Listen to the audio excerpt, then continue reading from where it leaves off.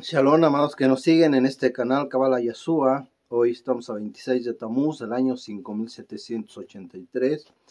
Es 15 de julio del 2023. Vamos a iniciar un estudio de la parashá de esta semana, que en realidad son dos parashá que se unen. Y esta unión de dos parashá no es casualidad. En realidad son dos porciones de la Torá que nos vayan a ayudar a entender un concepto más allá de la literalidad de lo que estamos leyendo. En este caso, la parashá es Maasei Matot. Maasei y Matot son dos parashá diferentes que se van a unir, y es el final de el libro de Bamidbar, el libro de los números. Vamos a ver rápidamente cómo la palabra Maasei y Matot nos ayudan a entender un poquito más allá de lo que estamos leyendo en sentido literal. La palabra Masei, que ha sido traducida como, o se entiende como viajes, ¿va? Son los campamentos, los 42 campamentos o estaciones que tuvo el pueblo hebreo cuando salió de Misraim. Estos 42 campamentos tienen que ver con estados o grados de conciencia en donde el pueblo yehudí va pasando, ¿sí?, de una expansión a otra, es decir, va recibiendo y va avanzando, va recibiendo y va avanzando, porque la palabra matot es en español como una estaca, algo estacionario, algo que se detiene. Entonces vemos cómo hay un avance y un detenerse. Avanzan y se detienen durante o por 42 ocasiones. Este número 42 también no es al azar. Vamos a ver la gematría de la palabra Masei, que es viajes, ¿va? La Mem vale 40, la Samet vale 60, la Ain vale 70 y la Yud 10. Entonces sumamos 60, 40, 100, 170, 180. Rápidamente tenemos una gematría, un valor gemátrico de 180. Lo reducimos y obtenemos 8 más 1, un 9. El número 9 tiene una correspondencia con una palabra que significa verdad. La palabra emet tiene un valor gemátrico de 9. Así como realizamos este valor gemátrico en la palabra emet en hebreo, que es verdad, vamos a obtener un número 9 como gematría. Entonces aquí es donde hay una relación entre una palabra y otra. Cuando hay una relación entre una palabra y otra, hay una alusión de que tienen que ver o están relacionadas en forma de energía, en forma de esencia, de espíritu, o como usted lo pueda entender en su mente, para ayudarle a comprender estos conceptos que van más allá de la parte literal de la Torá. Bien, ahora tenemos la palabra matot, que en realidad es algo estancado, es algo situado, definido, que está en estado de reposo, ¿sí? Por eso vemos aquí que también se habla del Yobel, que es el jubileo. Es una forma de tocar el shofar para alabar al Creador. Es una forma de alabanza. El toque de shofar no solamente detenía al pueblo, sino que lo hacía avanzar. Entonces, el shofar actuaba como una oscilación, como una respiración. Ahorita vamos a ir viendo eso poco a poco. Esta palabra mató, que es estaca, estar estancado, estar detenido, ¿va? Tiene que ver con la nube de gloria, la nube que los cubría del sol, y la columna de fuego. Entonces imagine que una palabra es columna de fuego, otra es la nube. Y se pueden invertir las dos. Una es nube y la otra es columna de fuego.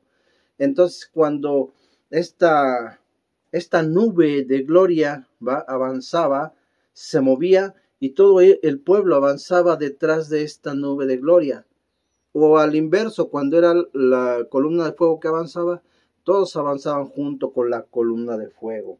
Entonces vemos que hay un movimiento de allá para acá, que en realidad es una expansión y una contracción, es decir, un tzimtzum. Bien, esta palabra que es estaca, ¿va? Tiene un valor de 455. Ya después lo van a mirar. Y obtenemos un 14, ¿va? Y ese 14 tiene que ver con la palabra mano. Cuando el valor numérico que nos resulta de estaca, de estancamiento, de reposo, de estar situado en un lugar, nos da una geometría de 14, nos indica mano. Mano es la palabra yad. Yud, dalet, 14. Bien, ¿qué está diciendo aquí el creador? ¿Qué nos está pretendiendo enseñar con aquello que está oculto? No está oculto por ser prohibido, está oculto para que lo estudiemos y sea revelado. La palabra yad es mano. Y en muchas ocasiones vamos a ver cómo el nombre sagrado del creador es Yud-He-Ba-Hei. La letra Yud y la letra Hei hace alusión de la mano derecha de Dios.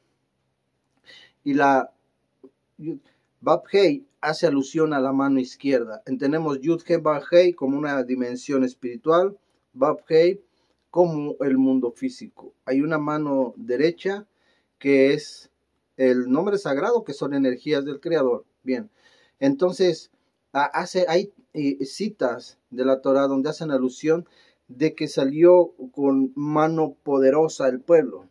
Esta mano arriba entonces significa la victoria. Yo tengo la victoria, yo tengo el poder, pero está hablando de lo que obtuve, es decir, de la luz que recibí del creador. Y es cuando aparece la palabra matot. Estás en matot, estás situado. Con la luz que has recibido estás estancado, pero después yo te va a decir cuándo con esa luz vas a avanzar. Es decir, hay una expansión, una respiración. Y lo vamos a ver en el nombre sagrado del Creador, porque también vemos que la entrega de la Torá fue en la generación número 26. ¿Qué quiere decir esto? En la generación número 26 fue entregada la Torá. ¿Sí? Ya hablamos, ya vimos el nombre sagrado de Dios, Yud-He-Ba-Hei, es Yud-He-Ba-Hei, y lo vamos a separar en dos. No está nunca separado, ¿sí? Sino que hay un espacio, ¿sí? Como en el día 2 de la creación, y hubo un espacio, un abismo, es Yud-Hei, Ba-Hei. Eso representa el abismo del que habla el Bereshit. Ahora, la entrega de la Torá se ocurre en la generación número 26. No es casualidad, porque vamos a desarrollar este concepto con el nombre sagrado del creador, de Yud, Hei, Bab, Yud, Hei, Bab, Hei.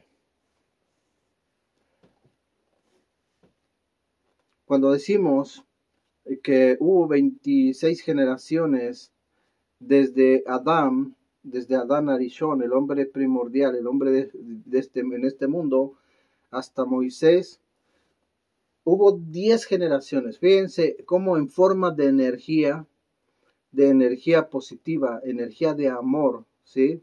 Energía de verdad, de la verdad del Creador, entra a este mundo físico. Va a crear eventos físicos y va a crear eventos espirituales. La luz del Creador, ¿sí? Cuando se manifiesta en este mundo, o se difracta o se concentra. Este es el punto y este es el secreto. ¿En dónde se concentra? Cuando hay una afinidad, cuando hay una afinidad. Y vamos a entender esta afinidad cómo tiene que ver con el templo y los utensilios sagrados. Porque no había utensilios sagrados antes del Mishkan, del templo. Bien, hubo 10, la Yud vale 10. Hubo 10 generaciones de Adán a Noé. De Adán a Noé tenemos 10 generaciones. ¿Sí? De Noé, de la Hei, que vale 5, de Noé a Abraham hay 5 generaciones. ¿Va? Tenemos al patriarca Abraham. Tenemos 6 generaciones. 6 generaciones de Abraham a la Torre de Babel. A la Torre de Babel. Y es curioso que hay una palabra para Babel, ¿sí? Que es la palabra letamtem. Y me detengo un poquito aquí en este punto, porque Babel en hebreo es letamtem. Hay varias palabras que significan lo mismo, que tienen la misma gematría, pero es curioso que la palabra letamtem, que es confusión, tiene una gematría de 688. Cuando reducimos 688 nos da como resultado 22. ¿Qué quiere decir esto? Que cuando en la Torre de Babel, por medio de Nimrod, estaban queriendo enaltecer, hacer un gobierno, un sistema basado en el conocimiento de las letras sagradas. Es decir, dice la Escritura que se hablaba un solo idioma. Y si hablaban un solo idioma, no era el español, ni el francés, ni el inglés. Era el hebreo. ¿Qué hace el Eterno? Les quita las letras sagradas que ellos estaban utilizando. Hemos dicho que las letras sagradas son también ángeles. Entonces ellos estaban haciendo milagros con el conocimiento del idioma sagrado. Fíjese qué cosa tan impresionante. Estaban haciendo milagros. Estaban ordenando a los ángeles de Dios hacer cosas, materializando eventos en este mundo. Y no es que iba a llegar al cielo esa torre. Físicamente era imposible. Pero esto sí era un problema, si ellos sabían que las letras hebreas eran también energías y las estaban usando en su beneficio, entonces Dios se las quita. Por eso la palabra letapten, que es confusión, es 22. ¿Qué es lo que nos está diciendo aquí la Torah? Les quitó el idioma hebreo y quedan entonces 70 idiomas profanos. 70 idiomas profanos son con los que se da a entender el mundo en ese tiempo. Bien, entonces de la Torre de Babel, ¿va? Nos faltan 5 generaciones, ¿sí? Estas 5 generaciones en realidad, como Abraham es la generación número 20, ¿sí? Entonces Isaac es el 21, Jacob es el 22, Leví es el 23, Keaf es el número 24 y Amram, que es el padre de Moisés, es el 25 y 26 es Moisés. Esto lo va a ver usted o lo va a encontrar en el libro de Primera de Crónicas 6, en el capítulo 6. Allá en el verso 6.2 explica los hijos de Keab, los hijos de Amram en el verso 6.3. Entonces ya vimos cómo el nombre sagrado son personas, son seres humanos, pero estos seres humanos tenían un grado de conciencia. Ese grado de conciencia es pues luz, ¿sí? Es energía de Dios, es sabiduría de Dios, es la presencia del Creador en un alma. Ya vimos entonces que no es cualquier cosa, no están escritos al azar, no hay coincidencias, todo ocurre de una manera perfecta. Vamos a darle un repaso a los números, perdón, para poder entender aquí otros conceptos. Algo que ya habíamos enseñado en unos videos pasados, en un video por ahí que aparece en YouTube de este canal que se llama La locura de los números. A mí se me hace importante porque a veces la gente no es que no entienda, se confunde un poquito, ¿sí? Porque todavía no entiende cómo los números de manera literal nos van a situar en una fase de la creación. Cuando leemos Bereshit, que Dios creó el mundo en 6 días, en el séptimo descansó, y los números que existen para explicar, para enseñar, para definir todo lo que es la creación, es del 1 al 9, ¿sí? El 1 al 9. Y entonces, en estos números, ya hemos dicho que también son letras, ¿sí? También son letras, y después lo vamos a ver. Pero yo he dicho que entre los números del 1 al 6 representa a la materia. Es decir, en el principio creó Dios los cielos, la tierra, el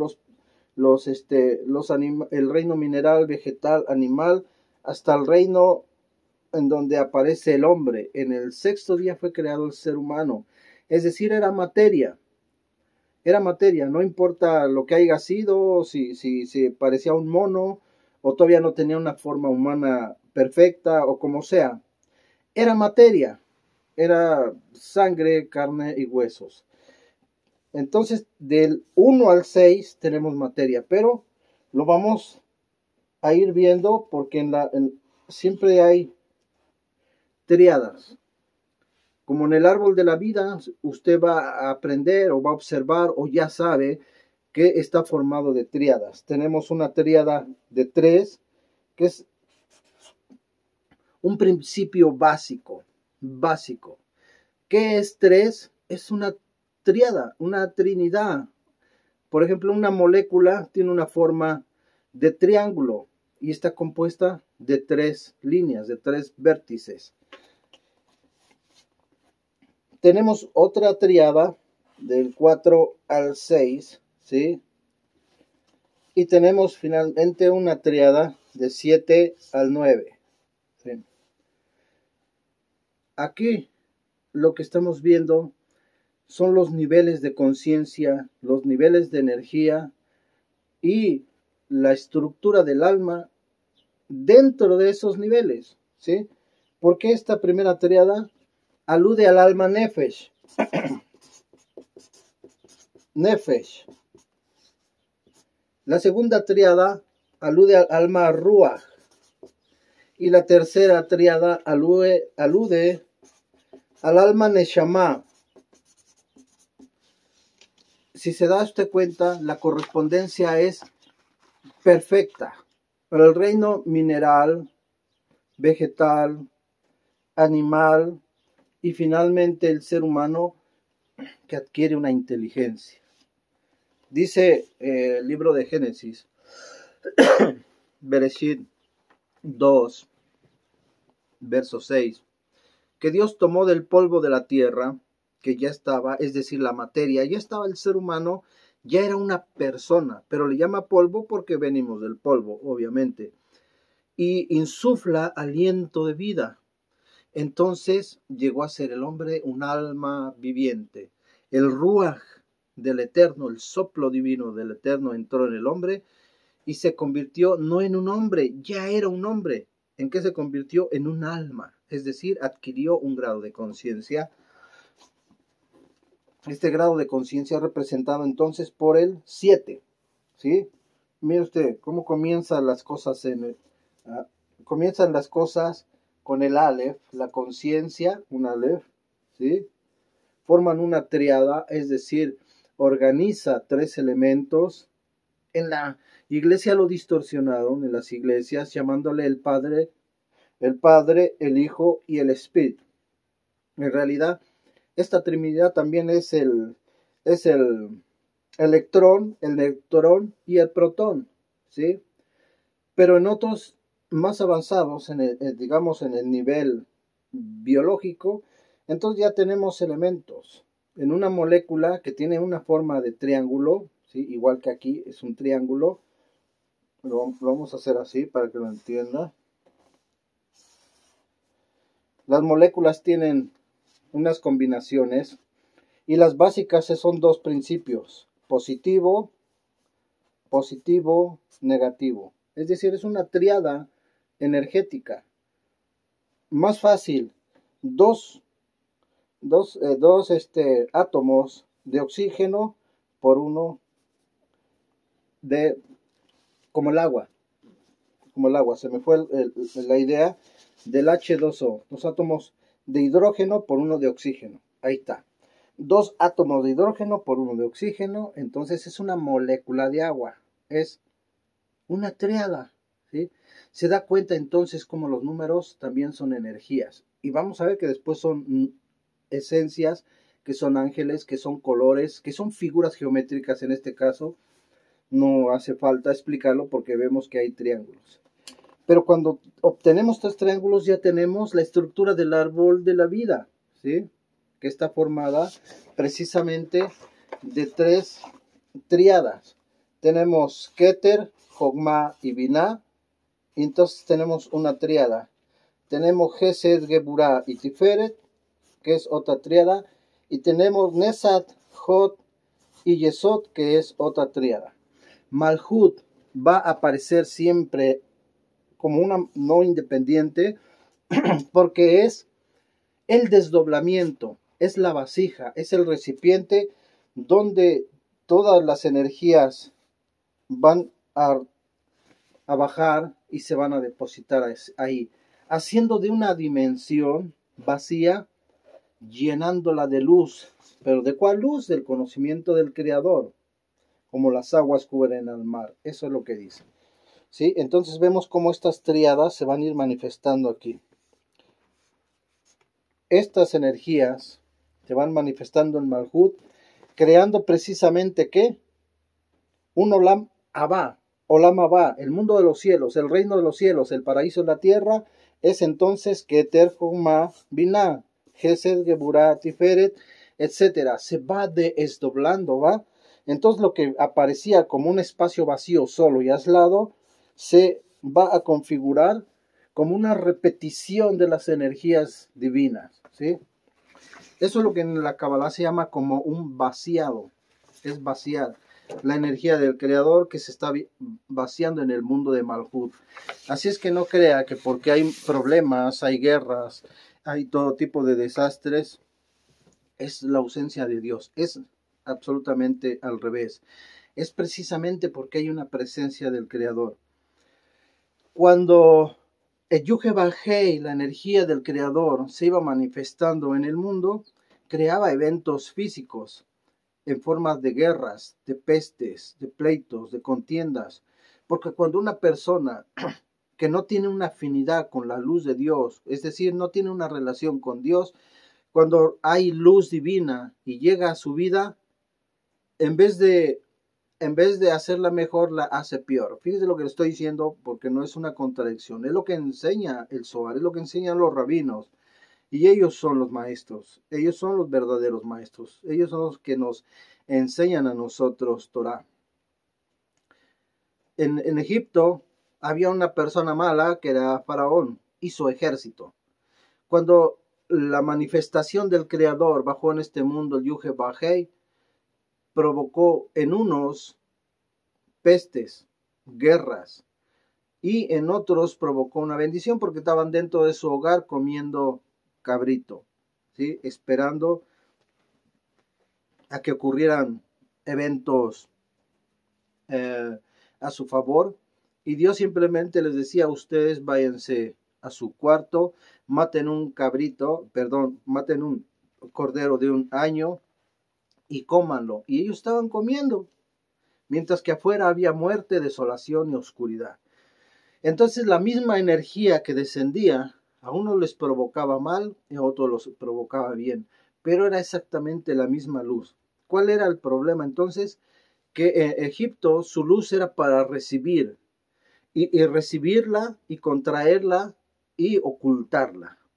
Mientras que Dios lo que quiere es que se reciba la luz, que se obtenga, que la retengas, y que te satisfagas, que te llenes y que después la expandas.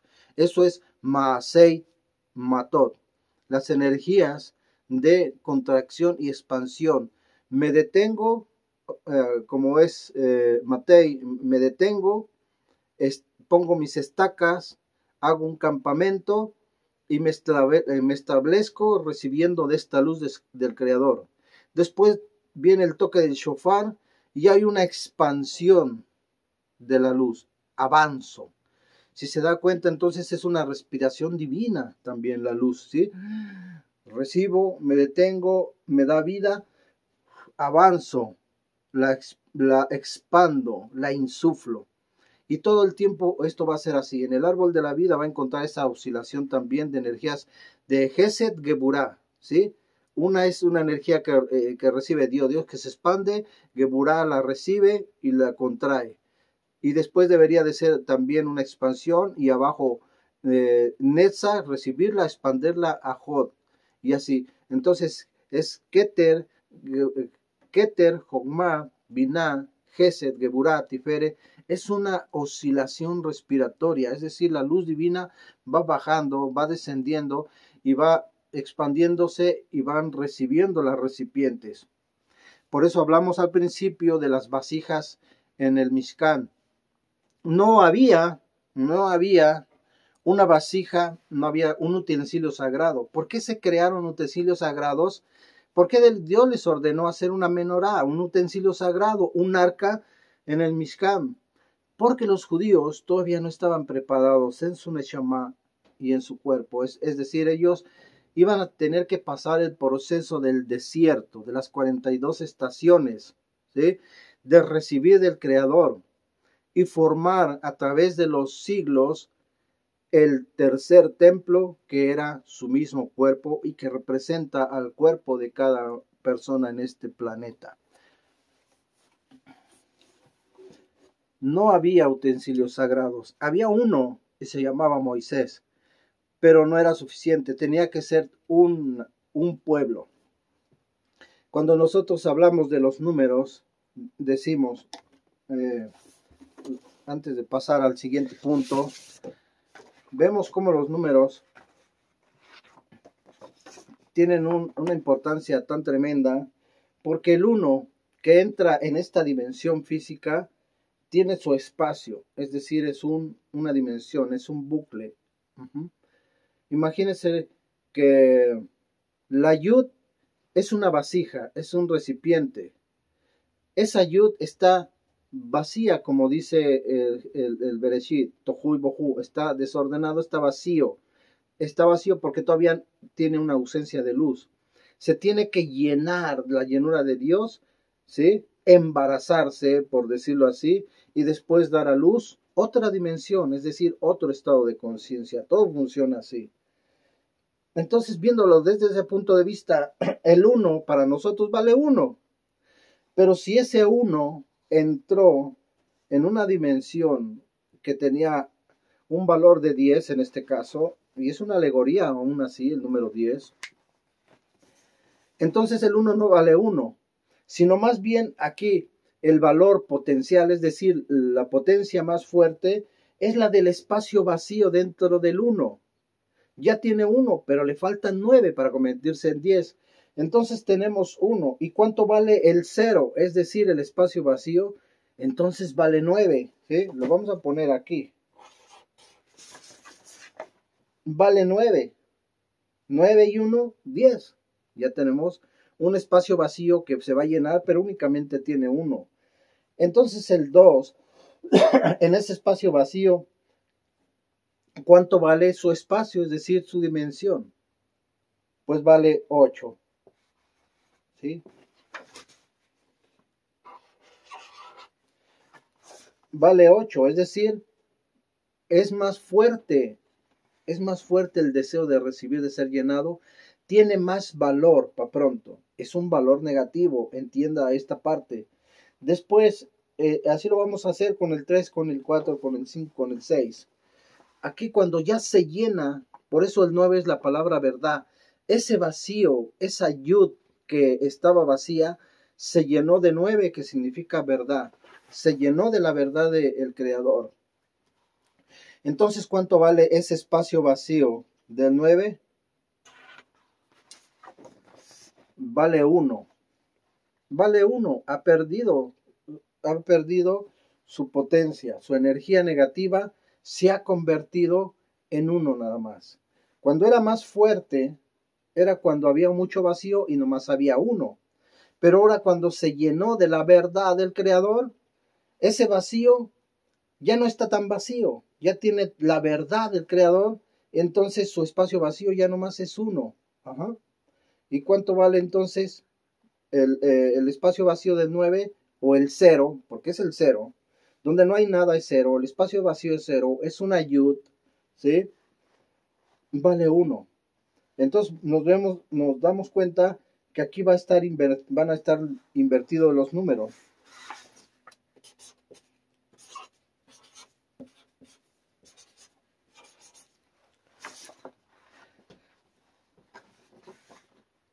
Uno, 2, 3, 4, 5, 6, 7, 8, 9. Y después, cuando todo se llena de la verdad de Dios, el creador, el vacío va quedando con menos fuerza. 1, 2, 3, 4, 5, 6 está invertida. Cuando se llena, se disminuye la energía negativa. Espero que entienda esto porque le va a ayudar en su mente de una manera tremenda. Hay un vacío. Cuando se llena de la verdad del Creador, ese vacío, esa energía negativa disminuye y empieza a haber una separación de ovejas y cabras. La verdad del Creador va eliminando las impurezas y se va a ir llenando esa dimensión del conocimiento del Creador. Así que las dimensiones por eso son una yud, es el principio, es el puntito, es una letra, pero en este caso es un número, pero ya en dimensiones espirituales ya no es un número, es simplemente un espacio, una vasija, un recipiente con el deseo de recibir, que necesita ser llenado de la luz del Creador. Si se da cuenta, en lo vacío se llena y lo que está lleno se vacía. Es decir, la vasija que está ausente del Creador se llena del Creador y se vacía de lo negativo. Espero que este concepto les ayude porque es muy tremendo. Aquí tenemos la estructura del árbol de la vida también. Ajá. Aquí la vuelve a aparecer. Los niveles del alma. Nefesh es algo que está ausente de la luz de Dios, le hace falta mucha conciencia de Dios. Y por eso Nefesh es una serpiente, es una vibración muy baja. Cuando es Neshama es cuando el entendimiento del conocimiento del Creador se ha llenado esa vasija y ya nomás tiene un 1% que es su ego, es decir, en donde comenzó. Una parte de su alma Nefesh va a prevalecer en ese aspecto de madurez, en ese aspecto de evolución, en realidad es creación. Espero que hayan aprendido algo nuevo, que me haya dado a entender con este concepto de la profundidad de la Torah. Que el Eterno les bendiga y los guarde y les conceda shalom.